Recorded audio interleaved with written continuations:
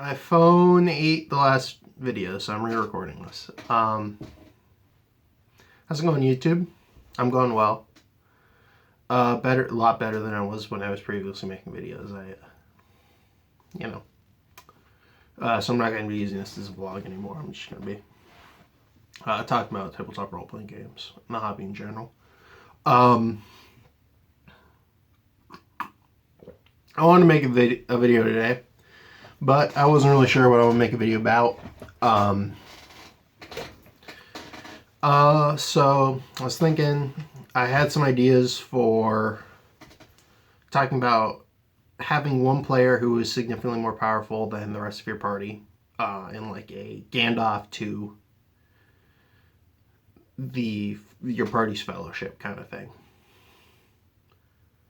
Need to stop. I just using these same terms in the last one. This video is gonna be better than the last one. So I was like, I don't really have a good. I have a good base for that. I have the idea. I have some references to people trying to explain it. I got some ideas on how you might do it, but I don't have a point to base that off of. I thought about doing a review of Tenor Bancho. I've read through it, but I need a party to run it with. Basically, I'm gonna run a one shot of that fairly soon, and then I'll be able to do not a comprehensive review, but a review. I know a lot of people do reviews without playing, and I don't really feel you could, but I think it's better if you actually play it, see how it runs, kind of thing. Then I saw, I believe, Seat at Your Tables video on your Seat at the Tables video on player agency, and he got to a good point. And this video wasn't on player agency, but he had a good. The core of what he said kind of got me thinking.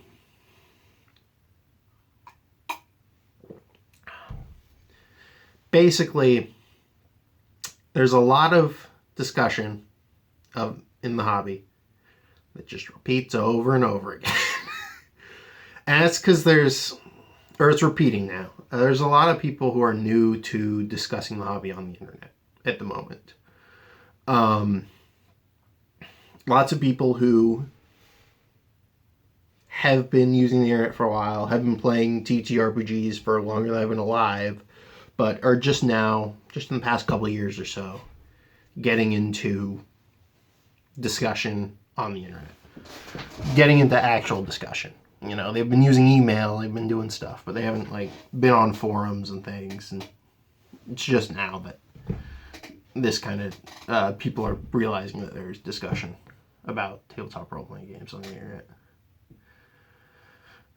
I don't know. I used to watch YouTube videos. I mean, I've constantly been watching YouTube videos since, I don't know, maybe 2014-ish, maybe a little earlier than that. Early days of TTRPG YouTube videos. There's really a lot out there. I remember when the only D&D animations there were the I Cast Magic Missile at the Darkness one. I don't remember that one. What it was called, and Unforgotten Realms. Now, D&D animation videos are bigger than, or about the same size as just regular or much bigger than non-D&D tabletop discussion videos. And then there's the you don't want to hear about me. Then there is the other side of the coin. People have been talking back and forth with people on the internet forever, but who are new to the tabletop hobby.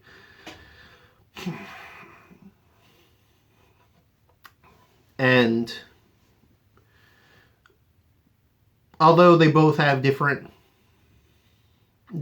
strengths and weaknesses in discussion, and you have to look at where those two people are coming from when talking to them, kind of thing. They're not going to be coming from the same space. And people who have been in the hobby forever have been talking to people forever, but haven't had this as large scale back and forth. The really thoughty think pieces were in magazines, not in some forum where you could type back at them. And so people use big words and they act all controversial, and people feel like, oh, I have to respond to them. I have to, say, oh, no, you're wrong, just because your big words are wrong, kind of thing. Nobody's right. This hobby's so, I don't want to say personal, but in a way personal. Everyone does it differently, and everyone can do it differently. It's fine. There's no reason why everyone can't do it differently. And that's the GMing style videos I uploaded. And I have some ideas for some more ones. More just standard ones that I kind of beating through my head at the moment. Nothing weird, just super standard stuff. It's kind of what I was trying to say in those videos. GMing style, your style as a GM is yours. And you should, the style that you run each campaign, each group with, you should pay attention to the members of the group, and adjust it accordingly. And you should be okay if players don't want to play in your game because your style doesn't match what they like, kind of thing. And not everyone's going to have the same style. And you got to be aware of that. The players got to be aware of that. The GM's got to be aware of that. Everyone has to be aware of that. It's how it works. And, discussion shouldn't be, you're doing it wrong. Someone across the world, you're never going to play in a game with them. Playing games you don't even like, saying, oh, you're doing it wrong. That's not healthy discussion. Discussion should be, describing how you run a game, describing how you think games should be run, and then other people can look at that and say, yeah, I like that idea. Or, no, I don't like that idea, kind of thing. And take it or leave it,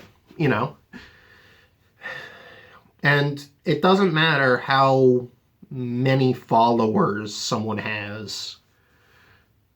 Everyone's opinion is as valid. Maybe look at people who've been playing tabletop role-playing games for longer, as they have more experience, but their opinion isn't any less valid than anyone else's opinion. Just people with more experience have more, I don't want to say, they have more reference points. They have more not ways to say what's right or wrong, but they've seen more different ways. They've seen theater of the mind games. They've seen miniature games. They've seen how that interacts with more or less player agency. They've seen how different amounts of RP and player agency and everything like that can combine two different games. And whether they like it or they don't. Some people like to run, I like to run games where if a player says something and, that doesn't mess with anything in the world, that doesn't contradict anything. Yeah, sure, that's how the world works. 100%. You want the world to work like that? The world works like that. Whereas other people, Heathen Dog of Legion of Myth is very adamant about that. He runs things as modules. And he only runs things as modules. And it's okay. People can have different opinions on how to run games. And that's how it goes. I'm not going to run the same game as Heathen Dog's going to run, and that's how things are. I'm not going to run the same game that Matt Mercer's going to run, and that's how things are,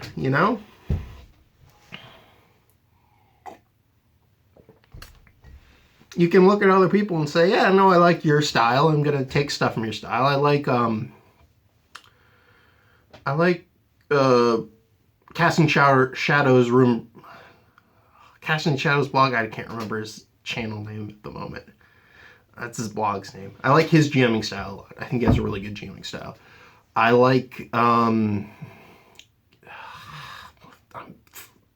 messing up on names today. The dude, Kadima Heavy Industries. It's a translation company, but the dude puts a lot of GMing tips in everything he translates. And I like his GMing tips. I think his GMing tips are really good.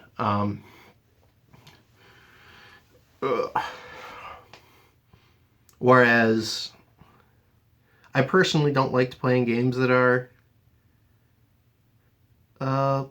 very railroady like that. I don't like to run games that are railroady like that. I'll play a railroady kind of game. I've gotten some pretty heated arguments about well, a railroad. The GM has a railroad and it doesn't make any sense. And yeah, I've gotten some heated arguments about no, that's not how things work.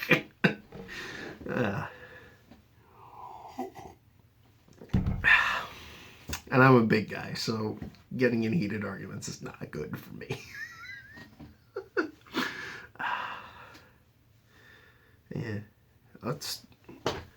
should the GM kill player characters? Yes or no? And I say, if it comes up, it comes up. Don't do it on purpose, but don't not do it, kind of thing. Whereas other people might say, never do it, and other people might say, yeah, if you don't have a character death every session, then what are you doing, kind of thing. And it's all up to the GMs. It's all up to what you it's all up to your own style. And yeah, basically everything's up to your own style. Don't get so caught up in people telling you have to run games this way or have to run games that way. It's all style, and style it's personal to GM. But again, don't say I'm going to run games this way. All your players hate it. When you could just make a little twist or twist a knob, not affecting you at all, and it could make all your players happy. But draw a line in the sand somewhere. Say, this is the kind of game I run. I'm not going to run a game that's too drastically different from this. If you don't like it, you can go play on someone else's game. And make sure players, if you're doing anything major with the style, any major things with style should come up in session 0. If you're not just running a fairly standard sandbox or railroad game. And you should say, this game is going to be fairly sandboxy or fairly railroady or in the middle. You should kind of, on that dichotomy, because there's people, other GMing styles, there's a fairly set in stone baseline. And there's there's some okay, I can't do voices. Some people can do voices really well. And that wouldn't come up in session 0 because it doesn't really, affect anything. But just in session 0, that one dichotomy, and if you're doing anything weird, state it to the players and just say, this is how I'm running my games, and if you like it, good. If you don't like it, okay. See if you do. Just give it a chance. I don't know. I feel like I touched on everything. I probably didn't. See you guys.